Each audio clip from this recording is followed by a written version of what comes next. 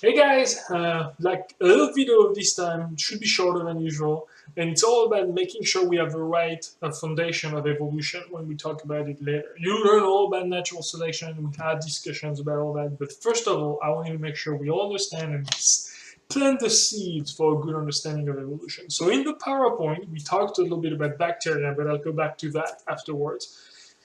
But we will start in this video. We're talking about those seahorses. So if you haven't noticed them, the seahorse is right there. The seahorse is right there. I have no idea if it's a male or a female. There's no babies. If you see babies with a seahorse, it's a male. Male seahorse are actually the one carrying the babies. And yes, it is true. Google it. You'll see. Another thing that's really cool in this example is you can notice how the seahorses look exactly like the coral, right? So one way to deal with that, one way to explain it is the theory of evolution, right? The natural selection, evolution by natural selection. And some shortcoming of people explaining those theories is usually people say, well, look at those seahorses. They look like their background, like that they can camouflage, they can hide themselves. So they evolved those characteristics to camouflage. It's a little bit more complex than that. So the first thing is seahorses, the individual, they don't evolve. Individuals don't evolve, populations evolve. Because for evolution to take place, you need to have several generations. You need to have heritability, you need to have variation, you need to have differential reproductive outcome. And we'll talk about all of those when we get to natural selection. But really, it's important to understand individuals do not evolve. You and I, we are not going to change to fit our environment.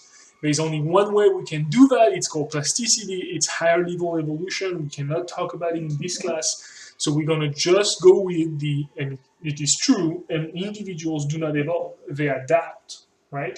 Populations evolve.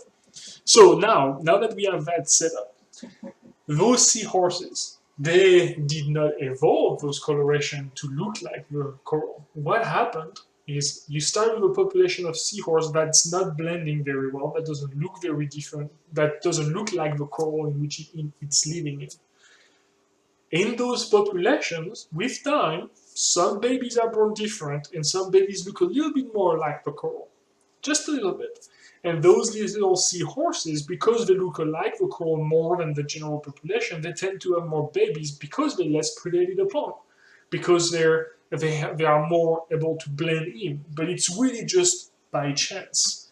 Turns out, since you make more babies, and those babies tend to have the same traits as their parents, at the end of the day, the babies that look a little bit more like the coral in the next generation will be more abundant in the population of seahorses in that red coral here than the babies that do not look like the coral. And so if you multiply that by thousands of generations, you end up with a population of seahorse that looks a little bit like more corals, right? Not like that yet, not like that seahorse, just a little bit like more like the coral. And along the way, more mutations, more elements changing the genetic component, the genes of those seahorses, and we'll talk about how you do that. That creates more seahorses. Some of them look completely different from the coral. Some of them start evolving different, start getting some different traits. But some of them look a little bit more like the coral again, yet again. And those, yet again, have more babies. And that's really essential. You need to do something different and then that to give you an advantage. And if that's the case, and you can have babies that look like you tend to propagate those traits in the population. And then thus the population evolves over several generations. That's a key point I want here to emphasize. We didn't go from a seahorse that didn't look like coral to a seahorse that looked like coral in one generation. It took thousands of generations. And every step of the way, there was no intent from the seahorse to blend more. There was just the selection from seahorses that look more like coral. And why is that? Because the one looking more like coral tended to be less predated upon, and so tended to be able to have more offspring. Those offsprings took over the population. And that's really all there is to evolution. It's a slow change. And there's absolutely no intent from organisms. So saying that seahorses are looking like coral to camouflage gives them intent when actually it's simply the case that all other seahorses that look different they're totally not here to tell the story. They've been killed because they don't camouflage enough, right?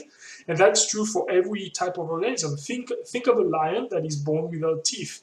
Do you think lions without teeth would propagate themselves and it would become the most common lion out there? No. So it's not to say no lions have ever evolved no teeth. It might have happened. It's just never made it because it's not viable. It doesn't do better than other lions. And that's the key here. The key is how can selection, evolution, it's all about being better at doing stuff. And if you are better and you make more babies, you propagate those traits and those traits do cover. But it's a simple case of selection. And that is really well exemplified by that slide on the bacteria. Those bacteria here, they have no intent of being red or green. That's emphasized here by the red being able to resist the antibiotics. When there's no antibiotics, that doesn't matter. Those population, the red one doesn't do better because there is no reason, there's no way for it to do better. So when there's antibiotic absence, the red population stays in low frequencies. If you blast it with antibiotics, since all the greens are dead, now you look at a population that's mostly red because the only bacteria that has a hot spring is the red one. So think of that for the coral experience. You have all the seahorses looking very different from the background, and the background in this case being the antibiotics.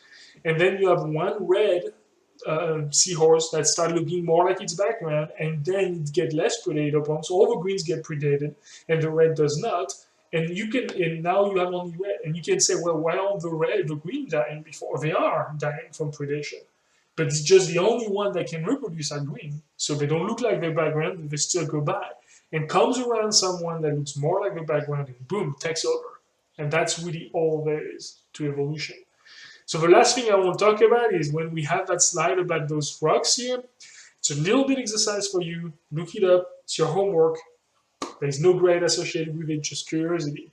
Those rocks are in the Death Valley, and they seemingly move along the bottom floor of the valley on their own. Are they alive? When you check in the lecture slide, you are told that yes, it's organized, there are some energy, but there's no reproduction, no evolution, so they're not alive.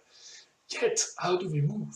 There's a real explanation. They found the answer recently. It's a really, really nice way to look at it. So instead of going to the Death Valley and dying by GPS as one of the death forms, which is really sad, look it up as well, death by GPS. Don't go there, just Google how does the Death Valley rocks move.